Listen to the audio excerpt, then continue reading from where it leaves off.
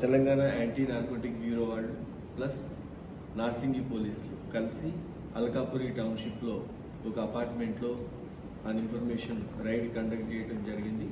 దీంట్లో 107 grams cocaine, తర్వాత 25 grams మన ఎక్స్టాటిక్ టాబ్లెట్స్ ఇవి సీజ్ చేయడం జరిగింది.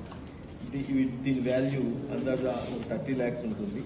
ఆ ముగ్గురులో ఒక అతను నైజీరియన్ ఉన్నాడు, ఇద్దరు లోకల్స్ ఉన్నారు. ఈ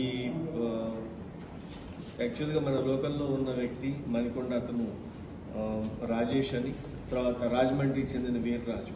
వీళ్ళిద్దరు కూడా ఈ నైజీరియన్ ఎవరైతే ఒనేకా అనే వ్యక్తికి ముందు నుంచి పరిచయం కస్టమర్స్గా, దాని తర్వాత ఇది బిజినెస్ మోడల్లో తీసుకొని వచ్చి పెద్దవాళ్ళకి పరిచయం అయిన తర్వాత కొంతమంది సప్లై చేయొచ్చు అని చెప్పి అతనితో రిలేషన్ పెట్టుకోవడం జరిగింది. ఇప్పుడు గోవా నుంచి ఈ డ్రగ్ని ఇతను ఒనేకా ఇక్కడికి తీసుకొని వచ్చినప్పుడు మన వాళ్ళకి నమ్మదగిన సమాచారం దొరకటం, దాని మీద రైడ్ చేసి వాళ్ళని అదుపులో తీసుకొని వీటిని సీజ్ చేయడం జరిగింది. ఈ రాజేష్ అనే అతను ఈ వెడ్డింగ్ ప్లానర్గా ఇక్కడ చేస్తుంటాడు. తర్వాత ఈ రాజమండ్రికి చెందిన వీర్రాజ్ అనేవాడు రియల్ ఎస్టేట్ చేస్తుంటాడు.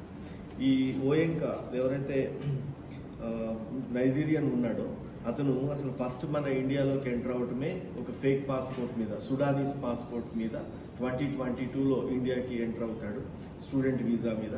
దాని మీద అతన్ని అప్పట్లో దాన్ని కూడా సీజ్ చేయడం జరిగింది.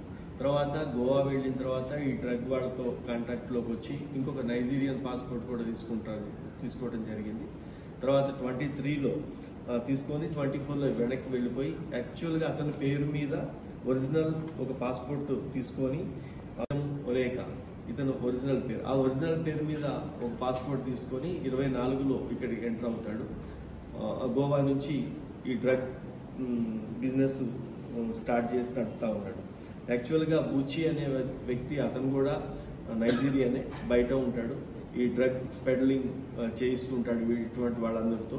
బేసికల్గా స్టూడెంట్ వీసా అని లేకపోతే ఇంకొక ఈ నైజీరియన్స్ని కొంతమందిని అట్రాక్ట్ చేసి వాళ్ళ ద్వారా ఈ ఏరియాలోకి మన గోవాకి ఫస్ట్, గోవా నుంచి ఇతర ప్రాంతాల వారికి ఈ డ్రగ్స్ని సప్లై చేయడం జరుగుతూ ఉంది. దీంట్లో ఇప్పుడు ఈ 107 grams cocaine, 25 grams ecstasy pills, తర్వాత 6 మొబైల్స్ ఇవన్నీ కూడా సీజ్ చేయడం జరిగింది.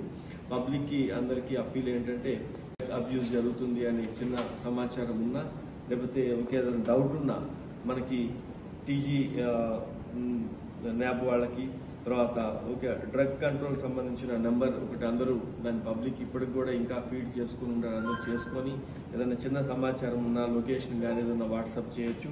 8712671111 8712671111 నెంబర్కి మీరు ఇన్ఫర్మేషన్ ఇవ్వచ్చు. అలానే 1908కి కాల్ చేసినా కూడా ప్రజలకి, సొసైటీకి హెల్ప్ చేసిన వాళ్ళు అవుతారు. దయచేసి అందరూ కూడా పబ్లిక్ అవేర్నెస్తో ఉంటూ ఈ